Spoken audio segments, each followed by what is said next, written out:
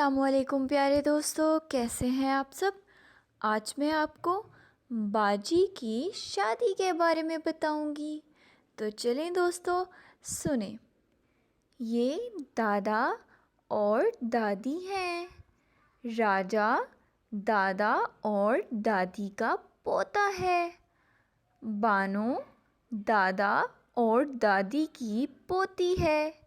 ये मेरे नाना हैं।